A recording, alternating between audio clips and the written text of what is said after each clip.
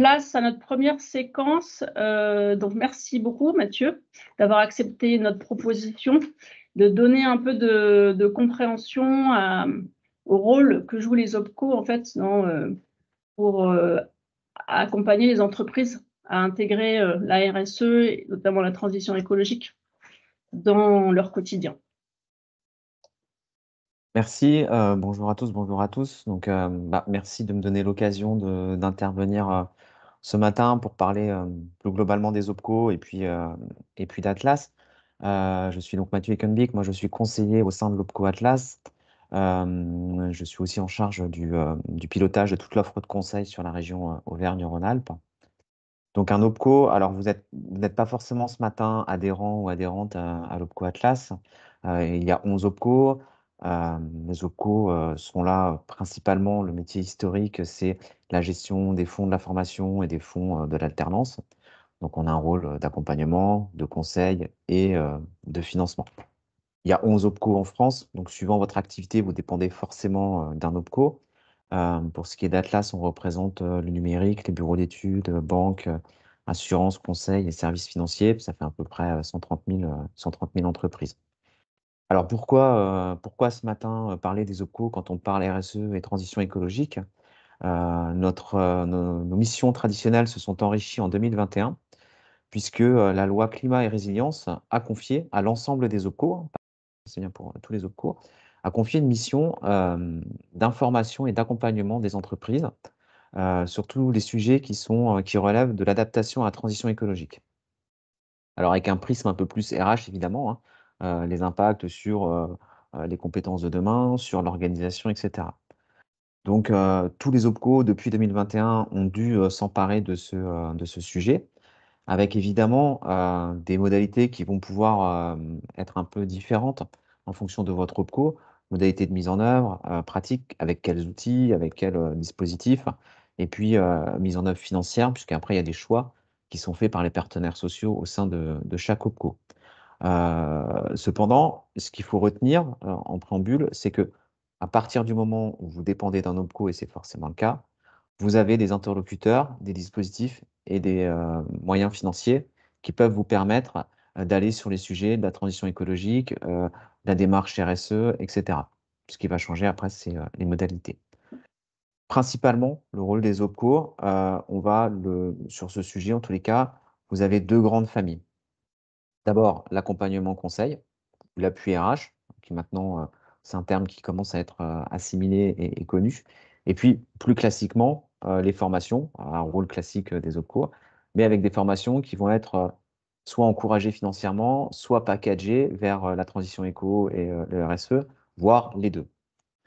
Ces deux grands piliers, vous les retrouvez dans tous les OPCO.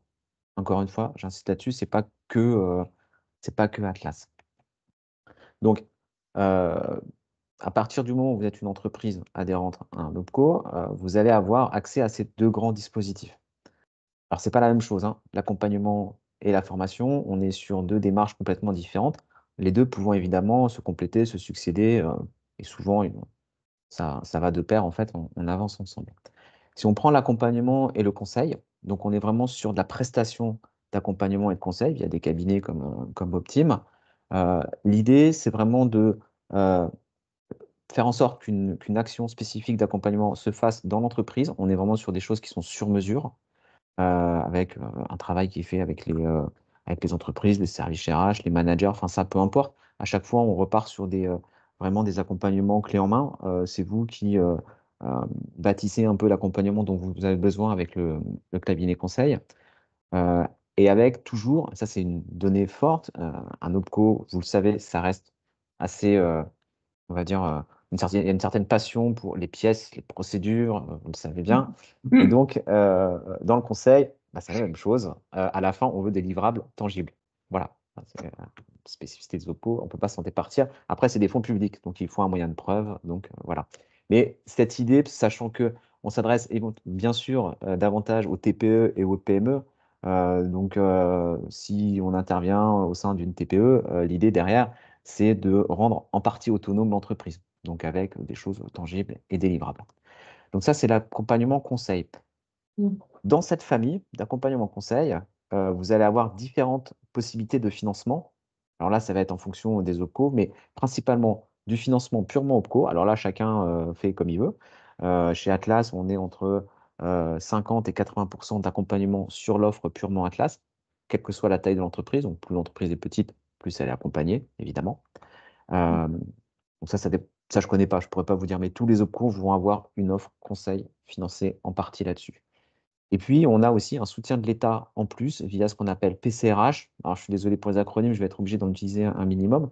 Mais PCRH, c'est un financement qui vient en plus et qui est produit par l'État. Donc, chaque OPCO peut en faire la demande et en bénéficier, et donc indirectement les entreprises. Donc, on peut avoir des solutions financières qui peuvent être mixées, qui peuvent aller chez Atlas, et je sais que ça se fait aussi dans d'autres OPCO, sur du 100% de prise en charge. Voilà. Après, je ne peux pas vous le garantir en fonction de votre effectif, etc.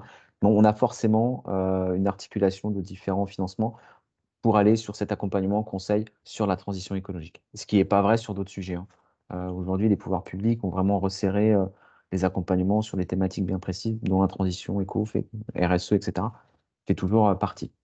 Voilà. Donc ça, c'est sur l'accompagnement, conseil, transition écologique, avec des offres soit propres aux OPCO, soit vous pouvez choisir vous-même le cabinet conseil, même s'il n'est pas référencé par l'OPCO. Alors chez Atlas, on a toute une série de cabinets référencés, dont Optim est partenaire quasiment historique sur notre offre. Après, vous allez retrouver des cabinets partenaires dans tous les OPCO, mais vous avez aussi la possibilité, alors ça c'est sous réserve, de faire intervenir un cabinet qui n'est pas partenaire au sein de votre OPCO. Mais ça, il faut se rapprocher de l'OPCO. Alors, je ne sais pas s'il y a des questions. Bon, je continue. Poser des questions dans le fil de conversation. Alors, premier pilier, l'accompagnement, conseil, appui RH sur la transition écologique. Deuxième grand pilier, plus classique, tout ce qui est mise en œuvre de formation. Donc, formation au sens classique, on n'est plus sur de l'accompagnement. Là encore, l'État, avec la loi climat et résilience, a demandé aux OPCO de mettre en œuvre des moyens financiers et humains pour inciter les entreprises à aller sur cette thématique. Donc, au niveau des critères de prise en charge, ce qui est un peu le nerf de la guerre souvent avec les OPCO, il y a des incitations, des fléchages de financement pour accompagner les entreprises sur ces thématiques. Donc là encore, moi je peux vous parler d'Atlas en détail, mais tous les OPCO vont avoir ce type de dispositif, alors plus ou moins développé, à plus ou moins grande échelle, mais vous retrouverez forcément dans votre OPCO des financements liés aux formations sur ces thématiques.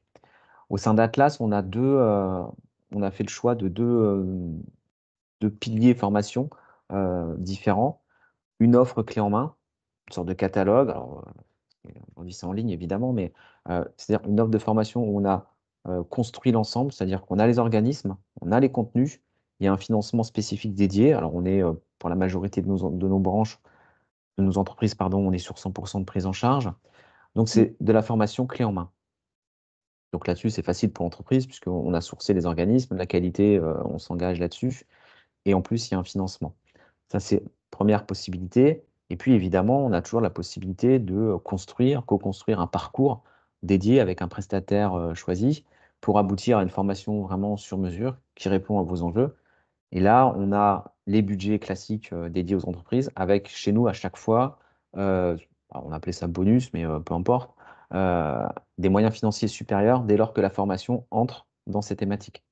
On voit qu'il y a quand même un fléchage financier, enfin, d'une partie des fonds sur ces thématiques, ce qui est une demande des pouvoirs publics et ce qui est encouragé. Donc là encore, hein, ça va dépendre, tout ça, les moyens financiers, ça va dépendre de votre effectif, votre branche et de votre OPCO. Mais à chaque fois, vous avez les deux. Et alors, souvent, évidemment, on a plutôt un accompagnement en amont qui va permettre de poser un diagnostic, qui va permettre aussi de cibler un peu les manques et qui aboutit assez fréquemment sur des préconisations en termes de formation pour aller, soit pour avancer, soit pour aller un peu pallier les manques qui auront été identifiés. Donc, souvent, on peut articuler les deux, sachant qu'il n'y a pas forcément un ordre, hein, vous pouvez faire l'un et l'autre ou les deux, peu importe. Et c'est vraiment les deux grandes choses qu'on peut avoir pour vous accompagner. Alors, toujours en termes de financement, parce que évidemment, ça reste important, Là encore, en plus des fonds de l'OPCO, des fonds propres à votre branche au sein de l'OPCO qui peuvent être mis en œuvre, de votre participation parfois sur des restes à charge, on a la possibilité, là encore avec le concours de l'État, sur la partie formation, de compléter avec des fonds FNE. Alors les fonds FNE, on est un peu, on est devenu un peu addict aux fonds FNE depuis tout ce qui est la crise sanitaire. Les fonds FNE aujourd'hui restent quand même de plus en plus restreints et fléchés, mais la transition éco, RSE, reste dans les priorités de l'État. Donc, sur vos formations RSE, transition éco, en plus des dispositifs spécifiques OPCO, vous avez la possibilité d'aller mobiliser des fonds FNE. Alors, avec une limite, c'est que les fonds FNE, ils dépendent de l'État. Si vous suivez l'activité, vous avez compris qu'au niveau de l'État, on est plutôt sur un ralentissement assez fort des dépenses. Donc, le ministère du Travail n'y échappe pas. Les fonds FNE, on les attend depuis le mois de mars. On ne les a toujours pas pour 2024. On a la certitude que nous aurons des fonds FNE et les répartitions par OPCO ont été publiées la semaine dernière, je crois. Ok. Donc, je pense que le FNE va être techniquement lancé à partir du mois de juin, en tout cas pour Atlas, puisque là, on vient seulement d'avoir le montant des enveloppes. Alors, pour tous les OPCO, entre ce qui est demandé, ce qu'il y avait l'année dernière et ce qui a été octroyé pour 2024, on est entre 40 et 70% de baisse. Donc, ce n'est pas du tout l'Eldorado que ça peut être il y a quelques temps. Donc, on va quand même sans doute, et là je pense que ce sera pour tous les OPCO, sans doute aller vers des dossiers beaucoup plus qualitatifs pour resserrer les financements, puisqu'il y a moins de financement, donc on va aller sans doute vers plus de qualitatif. Voilà. Alors s'il y a des entreprises de la métallurgie, OPCO 2i, l'OPCO 2i a réussi quand même une négociation sur les FNE qui est plutôt très bonne. En tout cas pour l'industrie, il y a plus de fonds que pour les autres branches. Voilà. Mais c'est quand même en baisse. Voilà. Donc le FNE, alors n'y allez pas, n'y dites pas qu'un conseiller Atlas vous a dit d'appeler votre OPCO, parce qu'aujourd'hui on a juste les fonds, on ne peut pas engager de dossier, on ne sait pas. Alors pour l'instant, personne n'engage, en tout cas la semaine dernière. Ça sera vraisemblablement à partir du mois de juin. Donc voilà, vous pouvez laisser passer les ponts du mois de mai. Mais on aura du FNE sur ces sujets qui sera mis en œuvre avant l'été sans doute. Voilà. Donc à chaque fois, si on résume vraiment là-dessus, le rôle des OPCO, au-delà de l'information, hein, vous avez beaucoup de diagnostics que vous pouvez faire en ligne. C'est des diagnostics de premier niveau, il y en a pour Atlas, mais il y en a pour d'autres. Vous trouvez pas mal de ressources en ligne également, il y a des webinaires qui sont animés. Et après, plus concrètement, deux grands piliers, l'accompagnement conseil, avec un financement propre aux OPCO, plus un cofinancement de la part de l'État, il faut voir comment vous pouvez l'articuler. Et puis le deuxième grand pilier, les formations, avec soit du sur-mesure de l'offre OPCO, soit du sur-mesure, pardon, soit de l'offre purement OPCO avec le financement OPCO et branche, et puis le cofinancement avec le FNE qui va bientôt arriver. Voilà. C'est vraiment les deux grands piliers sur lesquels on peut vous accompagner sur tous ces sujets. Ok, très clair. Alors, je ne sais pas s'il y a des questions. Vous avez des questions les uns les autres sur l'apport des OPCO?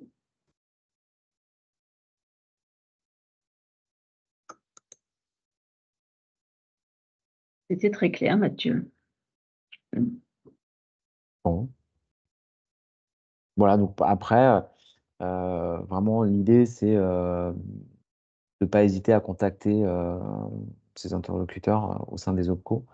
Ou si vous avez, après, bon, Optime, en tout cas pour les adhérents Atlas, Optime fait le lien avec l'OPCO puisqu'on a l'habitude de travailler ensemble, mais il ne faut pas hésiter de toute façon à regarder ce qui peut être fait, puisque forcément, votre OPCO a des solutions qui répondent peut-être pas à tout, mais en tout cas qui peuvent vous aider.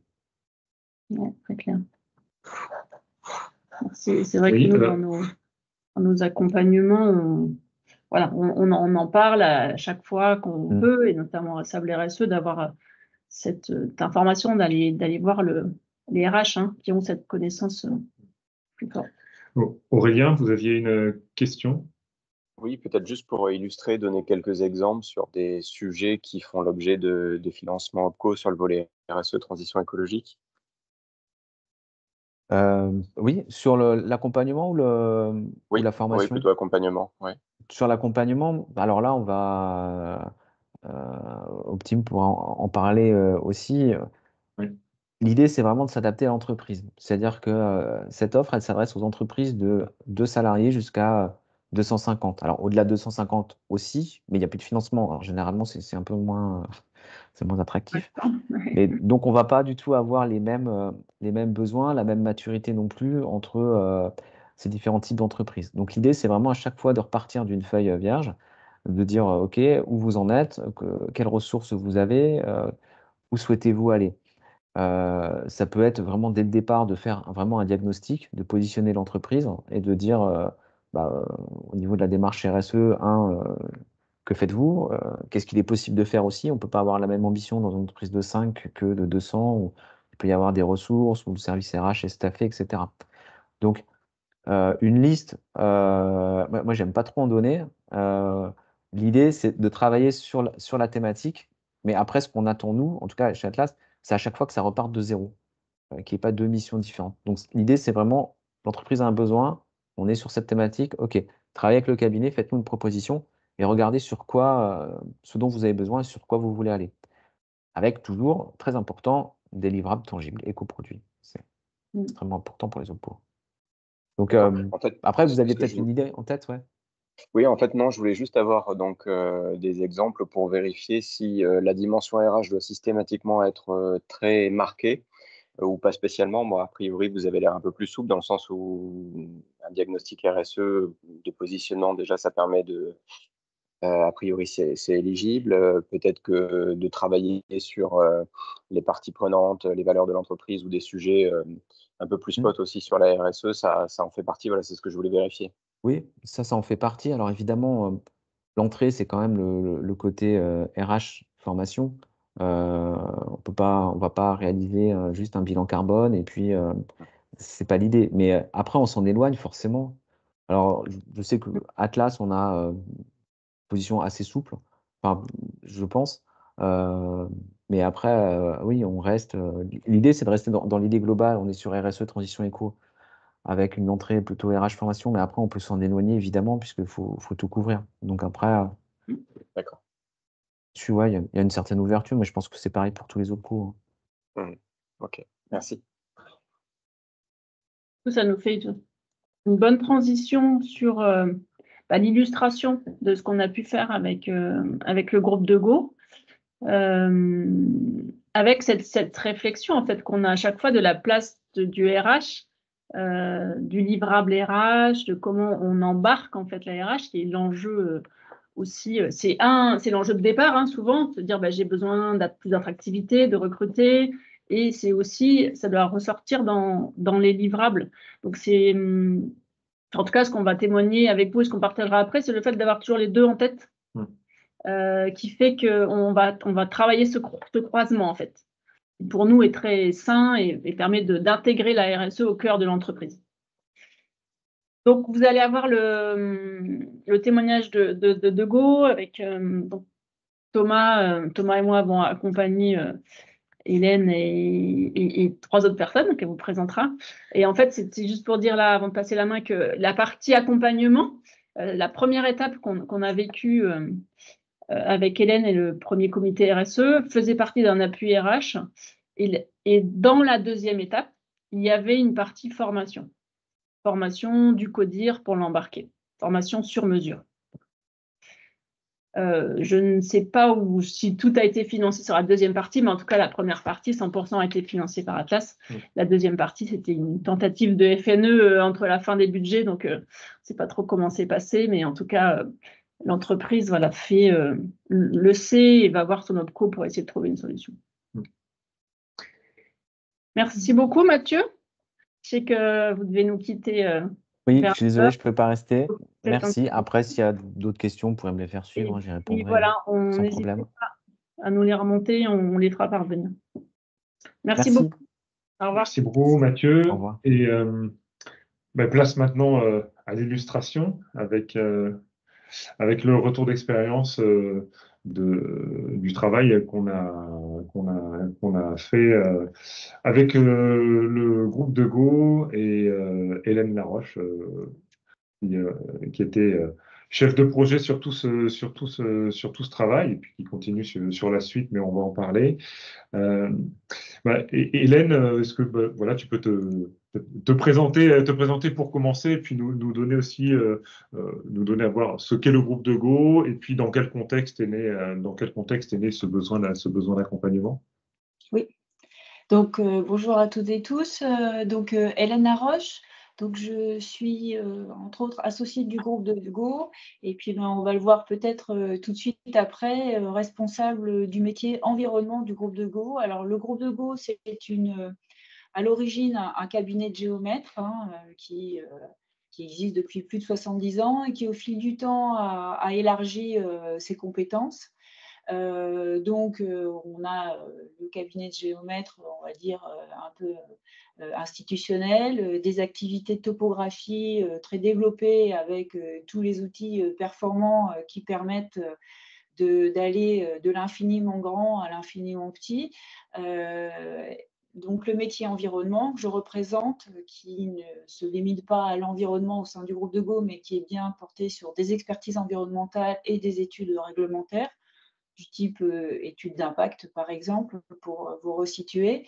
Une activité qu'on appelle juridique et foncière qui est plutôt liée à la libération des sols, donc soit par la négociation, soit par l'expropriation, et qui est également en lien avec les activités, on va dire, originelles du groupe de Go, enfin, du cabinet de géomètres. Et ensuite, la méthodologie mesure industrielle, qui est un métier un peu particulier avec des levées de très très grande précision et un rayonnement. C'est un peu la particularité de notre groupe, c'est-à-dire que l'ensemble des activités sont plutôt implantées sur la région Rhône-Alpes, on va dire majoritairement implantées sur la région Rhône-Alpes, alors que l'activité métrologie mesure industrielle s'exporte sur le territoire français et à l'international pour des missions très particulières, très spécifiques.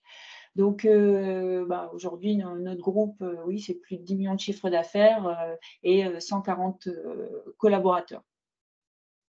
Donc, comment nous avons été amenés à bénéficier du financement locaux et puis à s'engager dans cette démarche RSE, tout simplement parce que, enfin tout simplement, je ne sais pas si c'est tout simple, mais nous avons un engagement un peu historique de par l'activité environnement, avec une sensibilité affirmée sur ces questions-là. On avait déjà lancé en 2021 et mis en place en fait notre plan de mobilité à l'échelle du groupe, avec un moteur assez important de communication, une implication également sur les questions de sobriété énergétique que nous avions essayé de relayer, et puis également la certification MASE pour laquelle qui touche à la fois les aspects sécurité, environnement, on va dire, et santé au global, pour laquelle nous sommes structurés, c'est-à-dire avec une personne qui pilote. Et donc, par ce biais-là, il y avait également cette réflexion sur les ressources humaines et l'implication des salariés pour tout simplement pour le mieux-être en général au sein de notre entreprise.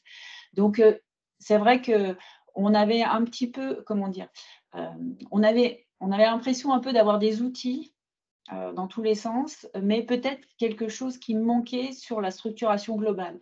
Et tout simplement, en consultant un peu le catalogue, en s'informant des formations possibles et des accompagnements possibles, on a vu qu'il existait la possibilité de financement pour s'engager dans la RSE. Très naturellement, on s'est dit que c'était peut-être l'opportunité pour rentrer dans cette dimension-là, et que pour notre groupe, c'était quelque chose qui devait de toute façon être réalisé, à la fois humainement, parce que c'est vrai que ça, je ne l'ai pas indiqué au départ, mais nous ne sommes pas une coopérative, mais nous sommes quand même 11 associés, avec un comité de direction qui travaille de manière coopérative. Et ces 11 associés, en fait, représentent chacune des activités et des petites antennes qui peuvent être réparties sur le département. Voilà. Donc, et également sur l'agglomération lyonnaise. Donc, c'est vrai qu'on travaille de manière collaborative sur la gouvernance est collaborative.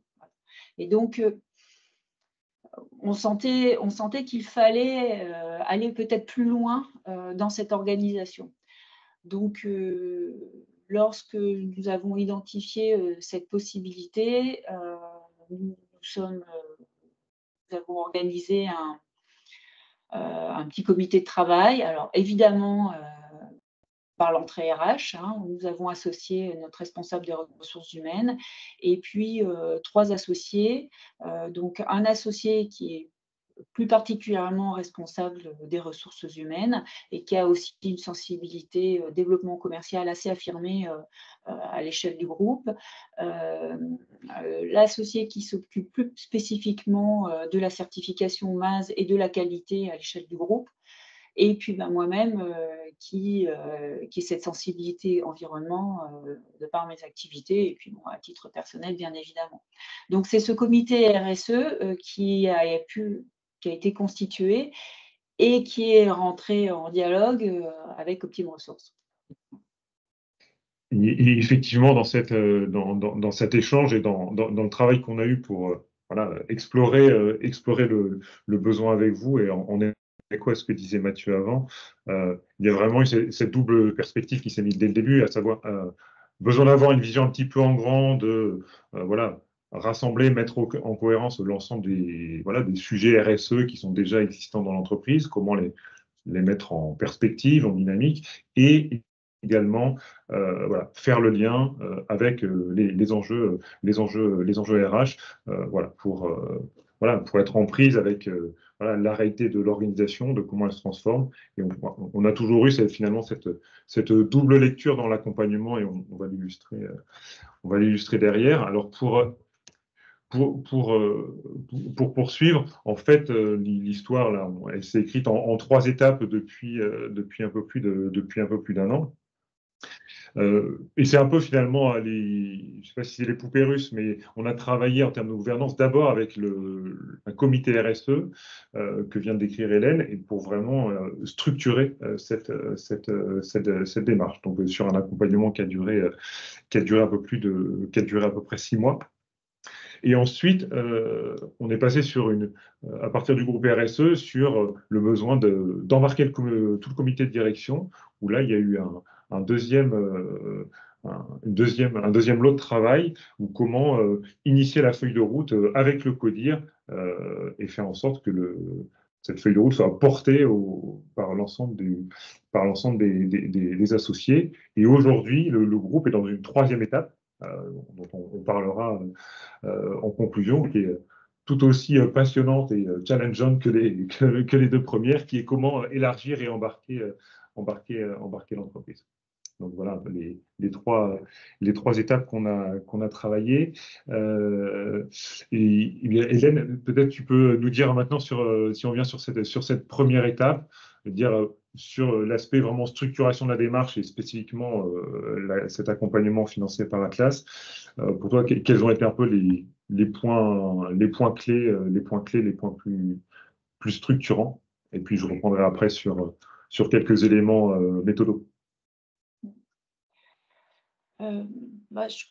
La première étape, vraiment, ça a été la compréhension de ce qu'est réellement, de ce que représente la RSE, parce qu'on en parle beaucoup, on en entend beaucoup parler, mais de là à savoir exactement en quoi ça consiste et ce que cela implique réellement à l'échelle d'une entreprise, donc pour nous, ça a été une phase importante aussi. C'est cette phase d'explication, de compréhension de ce qu'était la RSE. Ensuite, il y a eu la deuxième phase qui a été vraiment aussi l'identification de ce qui des objectifs importants pour notre entreprise. Voilà. Ça, c'est alors en fonction de nos sensibilités, des sensibilités qui étaient identifiées au sein de ce petit groupe de travail. Mais c'est vrai que là, l'accompagnement a servi à identifier ces 2 objectifs de développement durable qui, pour nous, sont les plus importants et compte tenu aussi de notre organisation, c'est-à-dire que nous restons aussi une petite PME. Voilà, je ne sais pas qui qui est présent exactement, mais on sait bien aussi que les petites entreprises, on est structuré, comment dire, on est un petit peu quand même au four et au moulin, hein, très souvent. Donc, pour nous, la RSE, c'était aussi être en capacité d'accompagner vraiment la démarche en ne se dispersant pas sur plein d'objectifs. Donc, on s'est vraiment centré sur les 2 objectifs qui nous paraissaient être les principaux. Donc, c'est ce qu'on appelle l'ODD8, mais surtout, alors le travail décent, on trouve que c'est un petit peu péjoratif à l'échelle de notre entreprise parce qu'on espère quand même avoir mis depuis bien longtemps en place le travail décent. Mais on va dire que à travers notamment le MAS, on travaillait beaucoup sur la qualité de vie au travail. Et on s'est rendu compte quand même que la notion des conditions de travail était peut-être un peu mise de côté. Donc voilà, se fixer comme objectif que ce ne soit pas que de la qualité de vie au travail, mais vraiment ce qu'on appelle la QVCT et qu'on prenne en compte les conditions de travail, qu'on se repose ces questions-là. Voilà. Après être passé aux 35 heures, qu'est-ce qui se passe réellement et quelles sont les attentes de nos collaborateurs. Et puis ensuite, un objectif qui nous paraissait évident, c'était de contribuer à notre échelle à lutter contre les changements climatiques parce que nous avons une activité, enfin, de par notre activité, nous avons quand même un bilan carbone assez affirmé sur les déplacements. Donc, nous avons déjà notre plan de mobilité, mais c'est vrai que ça nécessite d'aller plus loin dans la démarche. Donc ça a été aussi une étape très importante, de bien comprendre ce qui était réellement important pour notre organisation de travail, voilà, pour notre activité. Et puis, la dernière étape, c'est l'établissement d'une feuille de route. C'est vrai que ce qui a été très appréciable, c'est que, à travers l'accompagnement d'Optime, c'est qu'on ait un interlocuteur extérieur qui sache nous écouter, et retranscrire vraiment ce qui était important, donc à la fois à travers nos 2 cibles, mais aussi dans notre organisation. Et donc, c'est vrai que l'établissement de la feuille de route a réussi à faire la synthèse entre les 2, à bien identifier les notre fonctionnement, oui, les étapes qu'il était nécessaire de mettre en place et puis peut-être aussi nos manques en fait, ou nos petites faiblesses, on va dire. Et à partir de la feuille de route, ça nous a vraiment donné l'impulsion pour aller plus loin, pour nous lancer en fait. Voilà. Donc ça, ce sont vraiment les 3 étapes de cet accompagnement qui nous paraît, enfin, qui ont été fondamentales pour nous. Oui, et un point que tu disais tu me parlais par rapport à cette feuille de route, c'est que dans l'impulsion, ça a été un élément clé pour commencer à embarquer le CODIR et partager avec le CODIR. C'est-à-dire que au-delà d'une sensibilisation, au-delà des zones prioritaires, arriver avec voilà, quelque chose une feuille de route qui est structurée, qui parle des vrais sujets et qui va parler au comité de direction des vrais sujets pour l'entreprise, ça permet de vraiment les faire rentrer. En tout cas, c'est une porte d'entrée qui a été décisive pour avancer avec le comité de direction. Ainsi, oui. Oui, tout à fait. Non, c'est vrai que c'est un point important parce que c'est vraiment la question de la structuration et oui, de le présenter à l'ensemble de nos associés avec une direction claire en fait.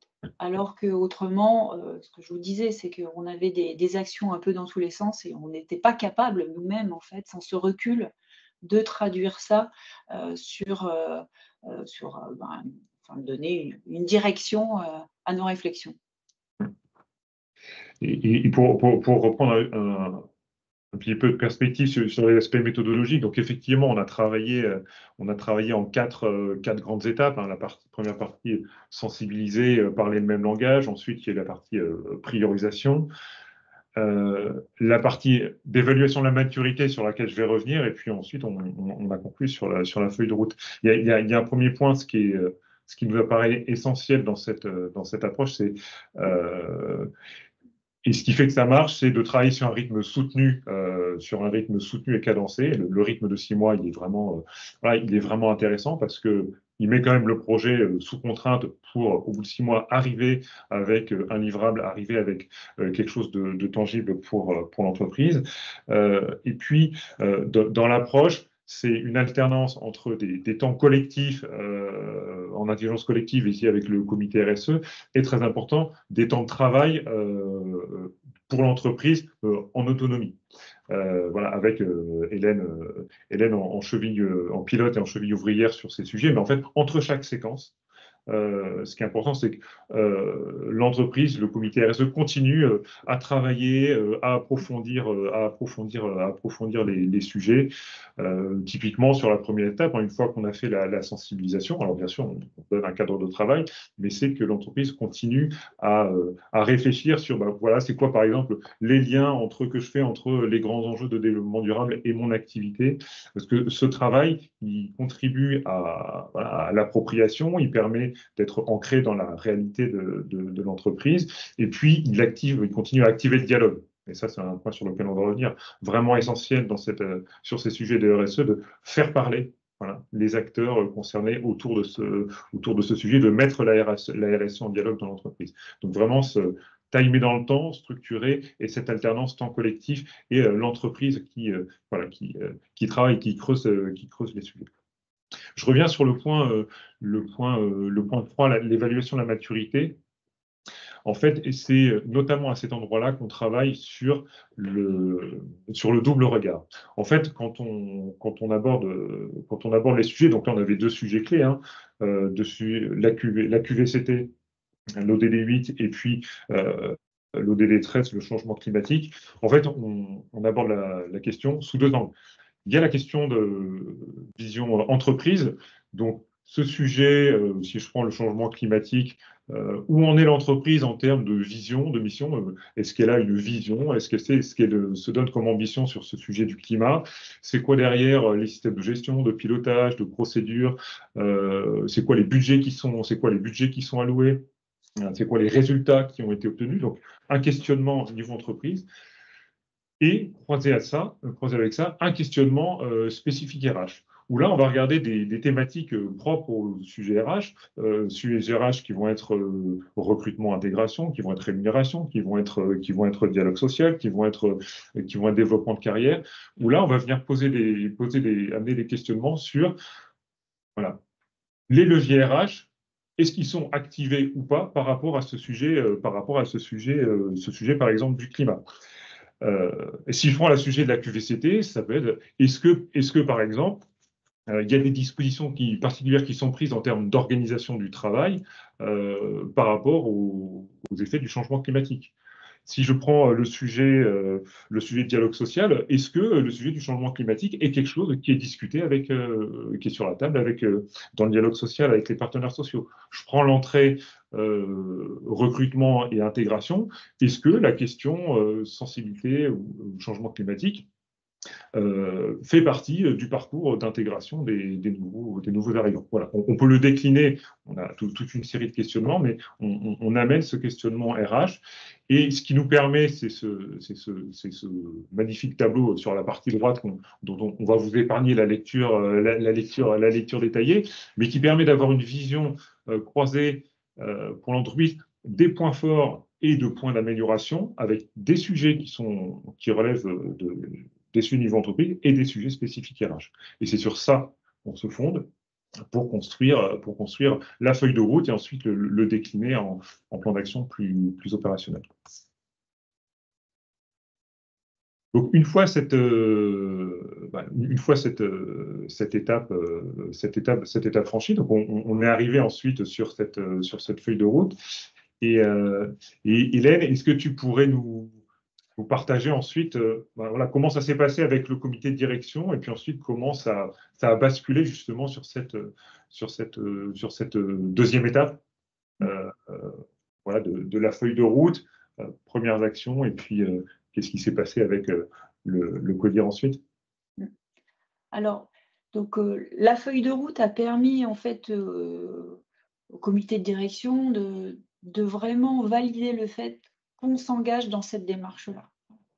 Ça a été le premier point. Et donc, à partir de là, on a identifié, là, on voit les petites pastilles, quelles étaient les actions qu'on avait déjà conduites, qui nécessitaient d'être encore conduites, et sur lesquelles on pouvait assez facilement se lancer. Donc, très naturellement, très naturellement, tout de suite, on a revu notre grille d'entretien individuel et on a, de manière à ce qu'elle soit plus orientée sur les conditions de travail, tout simplement, que l'on puisse également identifier des indicateurs mesurables sur chaque année, en fait, tout simplement. Et puis, et c'est pas seulement ça aussi, parce que évidemment qu'on avait des grilles d'entretien individuelles, ça fait depuis très longtemps qu'on en a, mais en fait, on s'est rendu compte à travers la démarche qu'on n'avait pas l'organisation qui permettait réellement de faire correctement ces entretiens, de les suivre et d'identifier les indicateurs. Donc, en fait, la première étape, on a vraiment mis en place cette organisation qui fonctionne là, depuis le début de l'année. Donc, ça s'est passé très, très rapidement. Le deuxième point, ça a été tout de suite aussi d'enclencher ce qu'on appelle les causeries environnement. Donc, à travers la certification MASE, il y avait des causeries sécurité où au moins 4 fois par an, on rencontre les collaborateurs par différentes entités pour rappeler certaines règles, pour dialoguer et améliorer les choses. Et là, tout de suite, on a mis en place une causerie environnement qui est là tout simplement pour évoquer ces sujets environnement et plus spécifiquement la question du changement climatique et de la manière dont on peut agir. Donc ça s'est fait extrêmement, oui, dès le mois de janvier-février. Et ensuite, l'autre point qui nous paraissait fondamental, c'était la sensibilisation du comité de direction, de manière à ce qu'il y ait un vrai portage de l'ensemble des associés, une vraie conviction aussi vis-à-vis des collaborateurs. Donc, voilà, il y a eu cette action de sensibilisation avec la réalisation d'une d'une fresque climat qui a été faite avec tous les associés, qui a permis pour certains, c'est vrai que c'est là où on se rend compte, parce qu'on a l'impression que c'est un sujet que tout le monde connaît, qu'on en parle beaucoup dans les médias, mais en fait, réellement, qu'est-ce que cela implique, à quel stade on en est, qu'est-ce qu'il se passe. C'est vrai que la fresque climat a permis à certains des associés de se rendre compte qu'ils n'imaginaient peut-être pas que l'urgence était là. Voilà. Donc, une étape très importante, cette fresque climat. Et puis après, la fresque climat et les actions, on va dire, simples que l'on avait mis en place, assez évidentes, on s'est rendu compte qu'il manquait quand même le petit quelque chose, c'était quelle était réellement la gouvernance de cette feuille de route, qui est-ce qui l'a piloté réellement, comment était impliqué l'ensemble des associés, parce qu'on s'est rendu compte également qu'à travers la fresque climat, même si tout le monde a été sensibilisé, on n'a peut-être pas non plus la même sensibilité à essayer de mettre en place, de décliner les actions. Et puis, c'est bien beau, des actions, mais pour quel objectif? Quelle finalité? Dans quelle direction réellement vous voulez y aller? Donc, c'est ce qui a orienté en fait la seconde session de formation. Autant la première session, la fresque du climat, c'était une évidence. La deuxième, on ne savait pas bien comment l'orienter et assez naturellement, avec ces interrogations sur la gouvernance et les objectifs qu'il fallait se fixer, c'est vrai qu'il y a eu ce travail d'Optime Ressources pour adapter au mieux notre accompagnement. Et effectivement, quand on a réfléchi sur ce programme, il y avait bien ce besoin de sensibiliser, parce que un des points clés, c'est de réussir à parler la même langue sur ce sujet de la RSE, et c'est pas évident, et de se comprendre avec toutes les représentations personnelles, qu'il y a derrière. Mais tu nous l'avais partagé, et aussi dans cette dans le portage de la feuille de route, les premiers retours vers le comité de direction, des débuts étaient venus voilà, ce sujet de la gouvernance, de comment on va se structurer et que toi, avec tes épaules déjà bien larges et solides, voilà, tu as besoin aussi de renforts de soutien pour pouvoir porter cette dynamique. Et donc, nécessairement, la question de la gouvernance, de la trajectoire, elle se posait naturellement avec celle de la sensibilisation. Et donc, c'est pour ça qu'on a construit ce programme-là qui est de formation, qui était concrètement, là, c'était 2 demi-journées de formation avec le comité de direction. La première partie, effectivement, fresque climat, mais, c'est-à-dire améliorer avec, suite à la fresque du climat, un exercice de projection sur ce que pourrait être des plans d'action par thématique, un exercice de projection l'entreprise en 2030 pour voilà, vraiment essayer de mettre en dynamique le CODIR après cette sensibilisation et ensuite le besoin d'atterrir sur OK, par rapport à cette cible, comment on se structure, comment on s'outille, nous CODIR, comment on outille l'entreprise pour mettre en œuvre, cette trajectoire. Et ce qui nous amène naturellement à la 3e étape, qui est l'étape actuelle, une fois que c'est parti avec le CODIR, on élargit à l'entreprise. Et est-ce que tu peux nous partager maintenant où est-ce que vous en êtes? Voilà. Et sachant que c'est un work in progress. C'est ça. Alors, juste quand même sur la question de la gouvernance, et c'est là où on voit quand même que l'accompagnement est extrêmement important. C'est-à-dire que à l'issue de la présentation de la feuille de route en comité de direction, comme il y avait un parallèle avec le MAS, cette certification MAS, dans l'imaginaire de chacun, c'était plutôt le pilotage sera calqué sur le MAS et c'est le MAS qui va piloter. Et en fait, on s'est bien rendu compte à l'issue de cette 2e séance de formation que il y avait peut-être quand même, c'était un sujet tellement important qu'il fallait que ça remonte d'un cran. Et donc, le pilotage se fait bien au niveau de CODIR avec toujours un comité de réflexion que je pilote plus particulièrement, mais voilà. Donc, c'est quand même, c'est vrai que c'est une démarche engageante qui nécessite une implication réellement au niveau de la direction. Alors après, comment on se fait, quelle est la suite? La suite, c'est que à partir du moment où on s'est lancé dans la démarche, on s'est dit qu'il fallait tout de suite y aller et surtout essayer d'associer les collaborateurs à la démarche elle-même, parce qu'aujourd'hui, c'est vrai que la RSE et puis globalement, on va dire, ces questions environnementales, ça peut être considéré un peu comme très élitiste. Déjà, ça c'est le premier point. Et le deuxième point, c'est que on voit bien que pour arriver à rentrer dans la démarche et peut-être à changer un peu nos habitudes, il faut être sensibilisé, il faut être convaincu, il faut se saisir des solutions que l'on propose. Donc, nous avons décidé, en termes de gouvernance, que l'instance suprême, c'était le comité de direction, que le relais, c'était le comité de pilotage des 3 associés qui ont été accompagnés par Optime Ressources dès leur départ, et que ces associés, avec 2 autres associés, allaient piloter des comités de réflexion par entité de travail. Alors nous, on a des entités de travail très bureaux, des gens qui vont exclusivement dehors sur le terrain, des collaborateurs qui font un mixte. Enfin voilà, donc en fait, on a vraiment ça. On a vraiment scindé des comités de réflexion par type d'activité à l'échelle de l'ensemble du groupe de Go, en associant bien évidemment nos antennes également. Et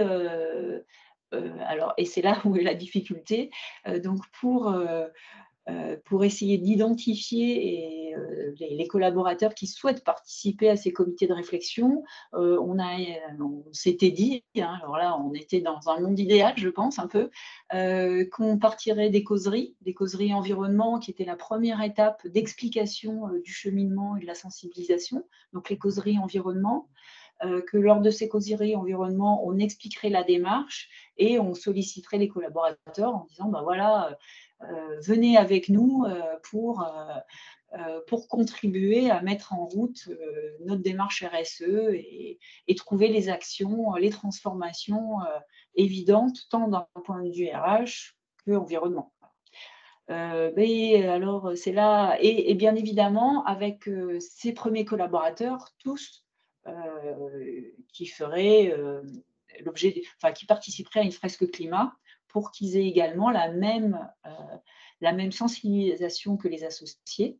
Donc ça, c'était la première étape, avec dans la perspective, c'est qu'on forme 2 collaborateurs en interne pour que ce soit ces derniers qui ensuite accompagnent tous les autres dans la sensibilisation en réalisant des fresques climat à destination de tous. Donc voilà, c'était notre schéma.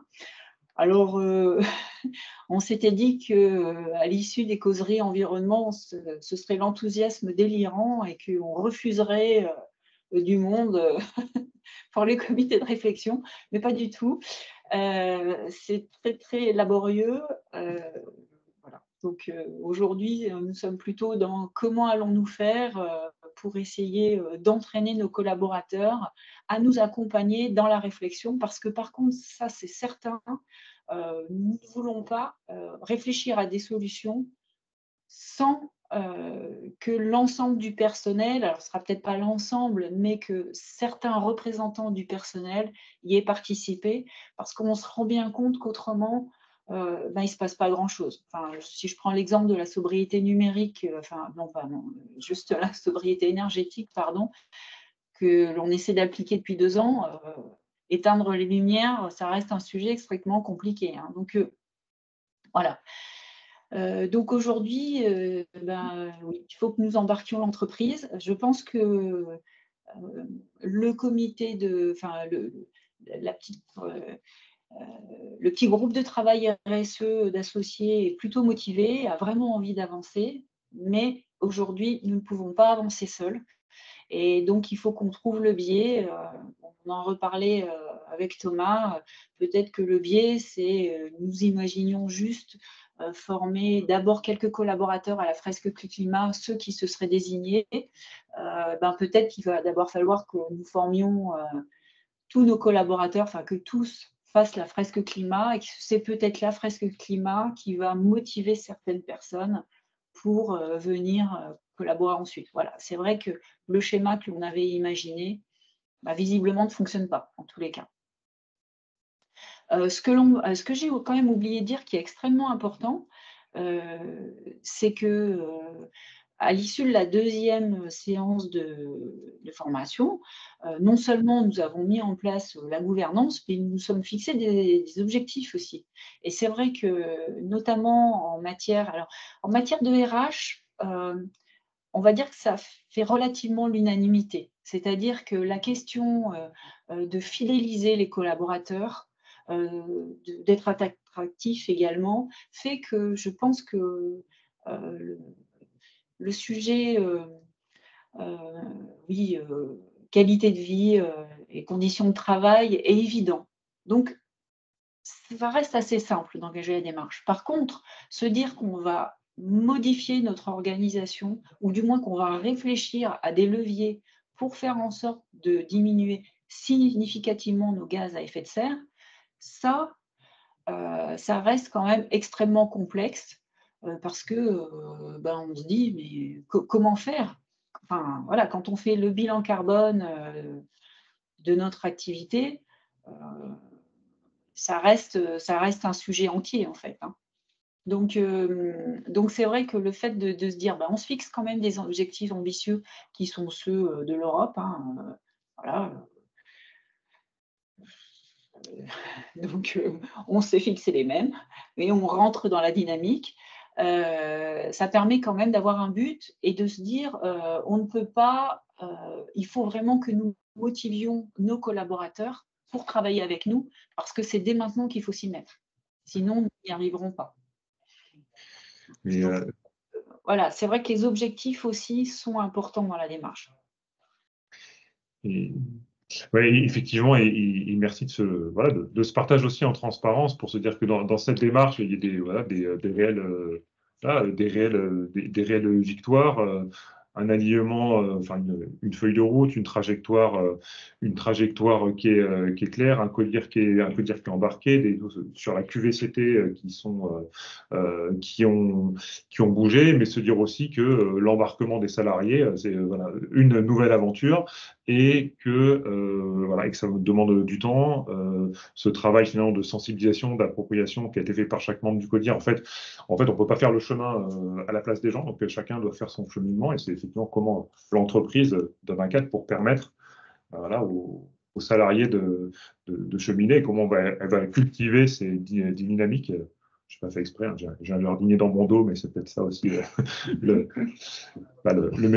message subliminal, mais effectivement, vous êtes dans cette charnière-là pour faire vivre cette belle dynamique qui s'est lancée. Alors maintenant, avant d'aller sur... merci vraiment Hélène de ce partage. Avant d'aller ensuite sur une phase peut-être plus de prise de recul, questions, réponses, questions de nos différents participants par rapport à cette démarche, par rapport à ce témoignage.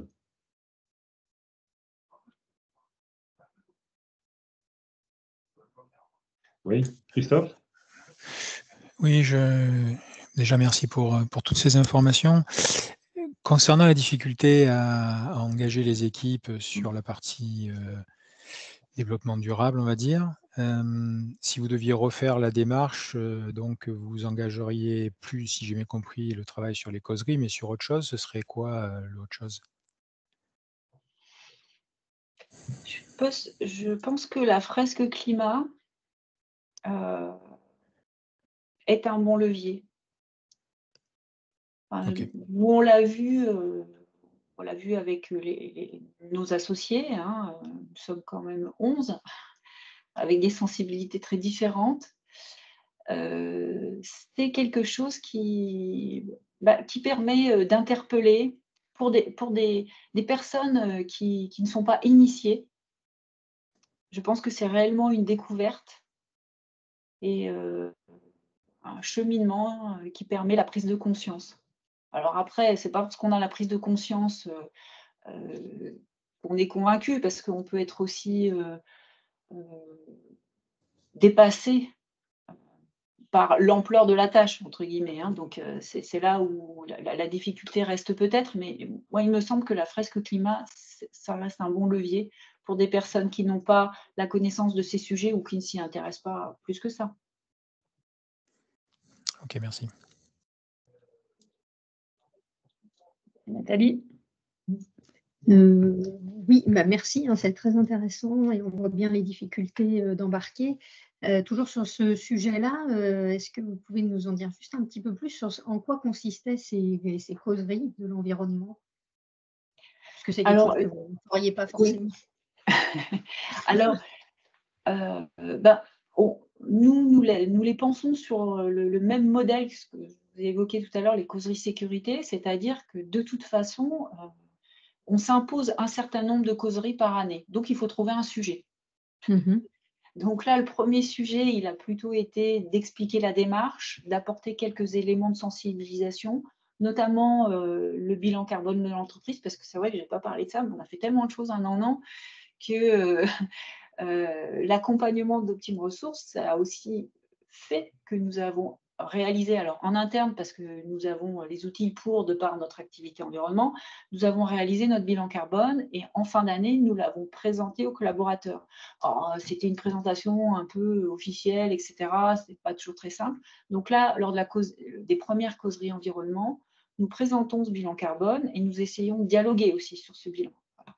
Donc voilà, par exemple, les sujets, ça peut être, on ne sait pas, on y réfléchit. En fait, le sujet des causeries environnement, c'est un peu, on réfléchit, on se fait une petite liste et on se dit, là, c'est peut-être maintenant qu'il faut aller sur ce sujet-là. Ça pourrait être la mobilité, ça pourrait être nos consommations d'eau, etc. Au-delà du sujet, en termes de méthode, les causeries, ça se passe comment en fait? Ah oui, pardon. Ouais. Oui. Alors, Déjà, comment dire, c'est quand même un moment organisé. C'est-à-dire qu'on fait en sorte que l'ensemble des collaborateurs de l'équipe concernée soient présents. Ça, c'est C'est par certain. entité de travail, par équipe? C'est par entité de travail, oui. En général, alors vous avez vu, il y a différents métiers. On va dire que c'est par métier et par sous-métier, mais voilà, c'est vraiment par métier. C'est vrai qu'il n'y a pas entre guillemets, de mélange de collaborateurs lors de ces causeries.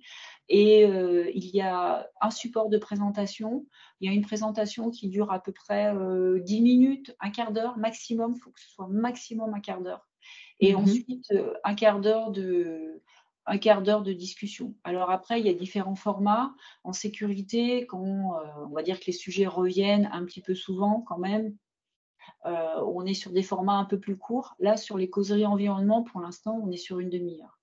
Sur une demi-heure et oui, on est sur une demi-heure et on pense qu'il y en aura 1 à 2 par an.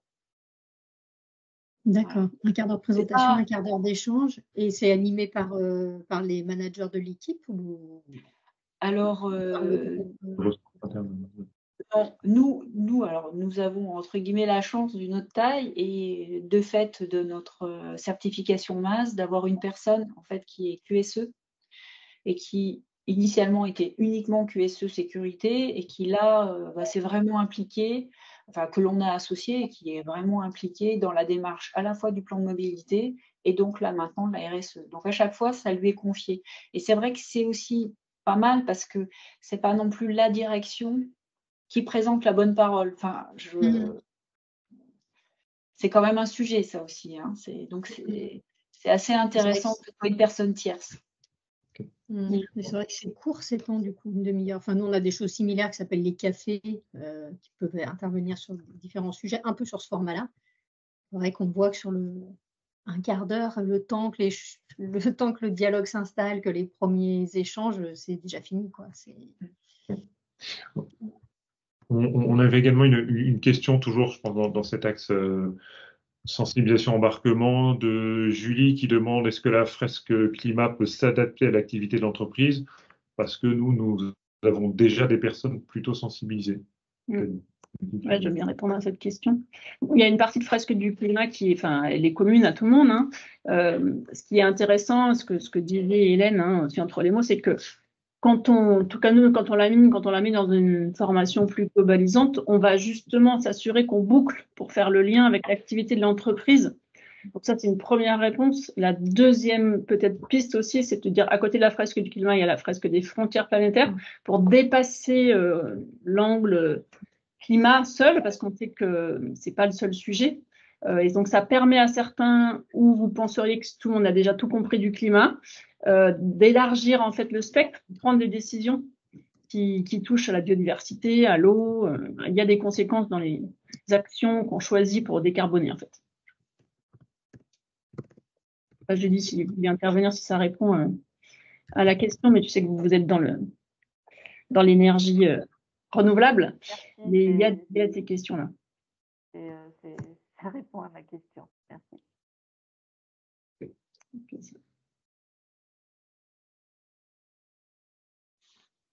Est-ce qu'il y a d'autres questions Après, faire un peu le lien, mais ce qu'on retient, c'est de comment on lance le dialogue, la conversation, que ce soit une causerie, que ce soit une fresque, quel est l'outil, quelles sont les modalités qui vont permettre à chacun de s'ouvrir en fait au sujet. Donc, quand Hélène témoigne de la formation de 11 personnes, de manière volontaire, on était 2 animateurs, il y avait 2 tables pour 11 personnes.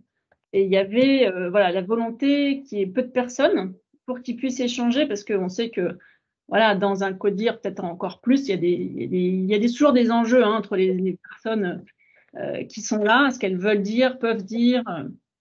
Donc il y a vraiment une question d'introduction, le vivre et comment on le reprend derrière. Et dans nos 2 séquences, nous, il y avait 2 mois, je pense, entre les deux, 1 à 2 mois.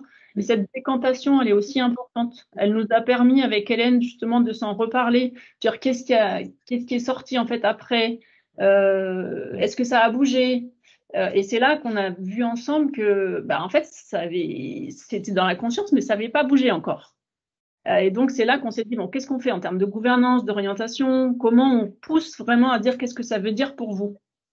Et donc, c'est plutôt là où la fresque, elle est bien, parce qu'elle est neutre quelque part, hein, elle est sur un sujet, mais elle est neutre. Et par contre, vraiment, le travail de l'adaptation, de le creuser, il est bien sûr primordial pour passer de la conscience à l'action, parce que laisser les personnes juste avec la conscience, c'est parfois hyper angoissant.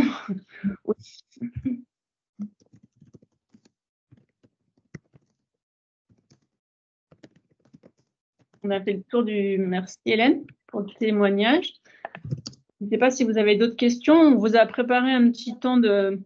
un peu prise de recul, un peu partage quelque part qui est à la croisée des chemins entre nous, Optime, donc on fait de l'accompagnement management, RH, on fait de l'accompagnement RSE.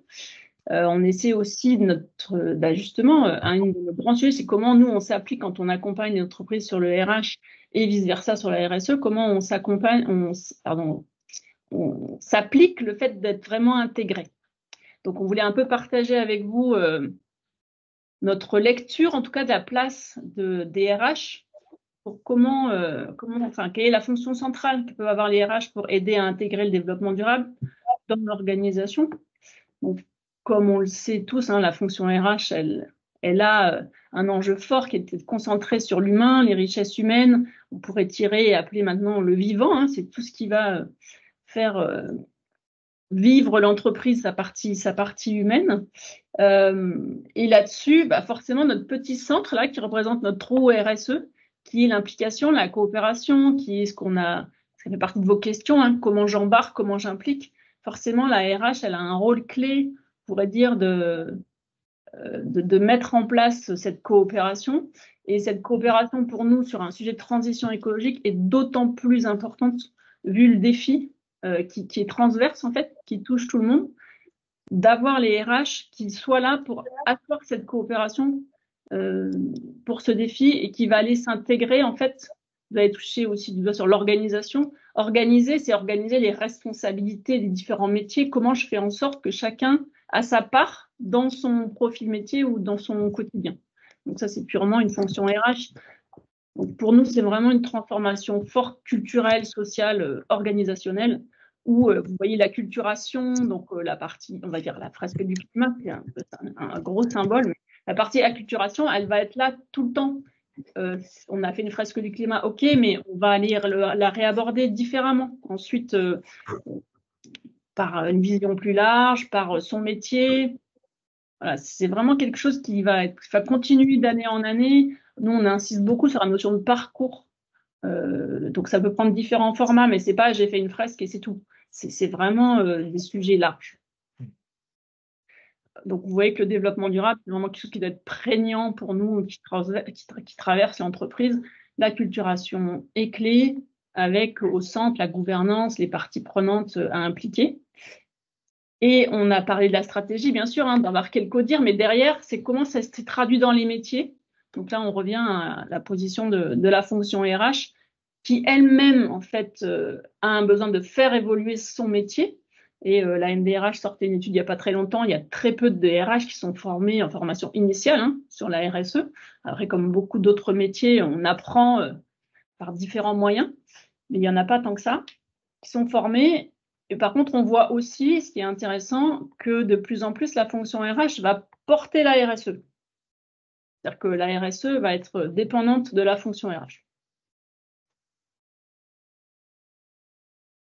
Voilà, on a fait le petit exercice de dire finalement, c'est quoi les leviers pour agir en tant que RH. Il y a vraiment l'engagement pour nous, c'est-à-dire par la fonction, et puis c'est aussi une opportunité, hein, ça va dépendre bien sûr de la place des RH de l'entreprise, mais pour nous, il y a vraiment un rôle fort des RH qui vont entendre en fait des choses en termes de signaux faibles au sein des collaborateurs, et qui donc, il y a à le porter au niveau des CODIR. Donc on l'a illustré sur donner une impulsion, c'est l'impulsion bien sûr de faciliter les sessions d'acculturation, de les faciliter pour les managers, pour les équipes, sur différents domaines, d'être en force de proposition en mode justement parcours. C'est pas une fois et c'est tout, c'est un parcours qui peut s'adapter avec différents modules en fonction des métiers. Et puis, comment je le porte en comité de direction. Donc, comment je remonte régulièrement les attentes des salariés, les enjeux humains d'une décision qui peut être prise sur un nouveau projet, qui va avoir, notamment environnemental, hein, qui peut avoir un impact social fort. Comment je maintiens le sujet et je le pousse. On a en deuxième levier de manière évidente et pourtant qui n'est pas aujourd'hui forcément intégrée, hein, c'est comment en fait je vais re-questionner mon plan de compétences. Donc ça demande une vision prospective bien sûr, parce que c'est pas forcément aujourd'hui que ça se passe. Ce qu'on sait quand on parle de verdissement des métiers, c'est qu'on est plus justement sur des briques qui vont venir dans les métiers de chacun, plutôt que des disparitions de métiers et des récréations d'autres métiers. Donc c'est vraiment chaque métier qui va bouger avec d'autres plus, hein, comme les achats, la R&D, sont aujourd'hui impactés par les coûts de conception, par les achats responsables, la logistique, sur l'énergie. Il y a des métiers qui sont plus touchés, mais tous les métiers le sont. Donc il y a vraiment un sujet de se dire comment je peux travailler main dans la main avec les ressources humaines pour mettre en évidence ces compétences qui peuvent être, nous on a fait l'exercice hein, dans un référentiel de dire s'il y a une compétence transversale en fait, qui est comment j'intègre quelque part la RSE à différents niveaux dans mon métier. Et qui se traduira bien sûr derrière sur les fiches de poste. Sur la qualité de vie, Hélène a pas mal témoigné justement sur l'importance pour Dego d'avoir une QVCT ancrée. Et en fait, la question, elle est justement avec l'arrivée, entre guillemets, hein, mais en tout cas de la transition écologique et de tout ce qu'il va falloir faire pour le climat, c'est comment je garde une bonne QVCT aussi. Hein. Le sujet, c'est comment, dans les décisions que je prends sur la partie climatique, là dans l'exemple, je vais m'assurer d'être juste, d'être équitable et de garder une bonne qualité de vie de travail à tout le monde, avec une pression. Comment j'anticipe les risques, en fait. Donc, voilà, pour nous, ça se fait au quotidien. Ça peut aussi se faire pour les entreprises qui font des baromètres, des consultations, s'assurer que ça devienne un sujet qui est questionné, en fait. Donc, ça va bien sûr jusqu'au dialogue social plus formel, mais quelque part impliqué, c'est un mode de dialogue social. Comment je fais comprendre que dans qualité de vie et conditions de travail, ce sujet de l'environnemental, il a toute sa place et il va venir en tout cas l'impacter. Le quatrième levier, c'est la place des RH pour développer la culture d'entreprise. Hein. Pour développer une nouvelle culture d'entreprise, alors on est tous baignés dedans, hein, le mot performance, qu'est-ce que ça veut dire derrière, qu'est-ce qu'il emmène en fait. Donc détricoter un peu cette notion de performance pour aller vers une performance globale, ce qui veut dire forcément on ne va plus être dans les mêmes indicateurs, on va plus regarder les mêmes choses, on va plus discuter des mêmes choses, on va plus susciter les mêmes actions. Donc comment aussi, quand on parle de culture, on arrive bien sûr à la direction hein, qui est exemplaire, le management qui va jouer un rôle clé dans ce qui va emmener de par son comportement et susciter. Donc là, on est pour nous, il y a un gros sujet autour du manager responsable dans le sens où quelle est sa compréhension de la RSE et comment il emmène ses équipes pour que chacun puisse justement avoir sa place dans son métier ou dans son quotidien. Et le dernier, c'est bien sûr les pratiques RH, qui est ce que Thomas témoignait tout à l'heure, que c'est un peu là le travail qu'on a fait quand on fait le diagnostic de maturité, c'est-à-dire qu'on a été prendre chaque pratique RH et on va questionner l'entreprise dans ses pratiques RH, de voir est-ce qu'elle a mis en fait le sujet climat, par exemple, un des sujets environnement, au cœur de sa marque employeur, de son expérience de recrutement. Est-ce que quand vous organisez des entretiens de recrutement, vous êtes vraiment capable d'être très concret, factuel sur la RSE, hein, sur ce qui est fait. Je ne sais pas si vous savez, mais aujourd'hui, il y a des petits kits qui sont faits pour les candidats, pour aller poser les bonnes questions aux entreprises. Donc, il ne s'agit plus juste de donner une petite phrase globale, ah oui, on est certifié, machin. C'est qu'est-ce que vous faites concrètement et quelle est la place que je peux y prendre. Donc ça, bien sûr, ce n'est pas tous les candidats, mais il faut quand même savoir que c'est un sujet prégnant. Sur la mobilité, je pense que c'est Dego, vous témoignez, Hélène, de la place des transports, hein, forcément des déplacements, et je pense qu'on est un peu tous aussi avec cette place-là, bah forcément, il y a la question du télétravail, il y a la question qui pourrait aller vers la semaine de 4 jours. Qu'est-ce que ça apporte, en fait? Et on a cette balance QVCT, justement, et engagement climat. La manière de rémunérer les kilomètres, le forfait mobilité durable, voilà. Tout ça. Donc, toutes ces pratiques RH, pour nous, elles se réinterrogent et elles permettent d'aller toucher du doigt comment on va changer la culture et l'organisation et en quoi la croisée des chemins RH-RSE est clé. Et je termine sur un petit zoom sur, on parlait d'embarquement acculturé. Donc, c'était juste pour vous témoigner en tout cas, notre vision des choses du parcours et de comment quelles sont les briques, en fait, à intégrer, puisqu'il s'agit finalement d'articuler les prises de conscience et des attentes personnelles des personnes avec donner la capacité d'agir dans l'entreprise, en fait, dans le quotidien et en transversalité. Donc, on voit 3 grosses briques. La première, c'est la sensibilisation sur c'est quoi le sujet, c'est quoi le sujet, j'en prends conscience. Donc, j'identifie déjà quelques actions à mon niveau personnel, quelques actions aussi éco-gestes dans l'entreprise. Après, on est plutôt vraiment sur la transposition à mon environnement de travail, mon métier. Donc là, c'est intéressant de se dire comment dans mon métier, je suis affectée ou j'impacte, comment je peux évoluer aussi ma manière de penser, de prendre des décisions et d'aller jusqu'à formaliser dans une fiche de poste et des missions où j'ai un rôle. Et le 3e niveau, pour nous, c'est la mise en situation décisionnelle au sein de l'entreprise qui va plutôt être sur des enjeux transverses. Donc là, participer à des groupes de travail transverses, aller toucher du doigt. Forcément, on a un budget limité, on a des ressources limitées. Il peut y avoir un enjeu haut, mais je peux avoir des répercussions sur d'autres enjeux. Donc, on a mis en place là un jeu de simulation pour aider les uns et les autres à vivre, en fait, sur 5 ans, quand je prends telle décision, alors sur quoi ça joue, et vraiment, parce que la difficulté en entreprise, c'est que les décisions, elles sont prises parfois juste à un certain niveau et que tout le monde ne voit pas cet ensemble. Donc, c'est comment, dans ce que tu disais, Hélène, sur les groupes de travail, comment j'implique chacun, comment je mets aussi en position de pouvoir prendre des décisions transverses,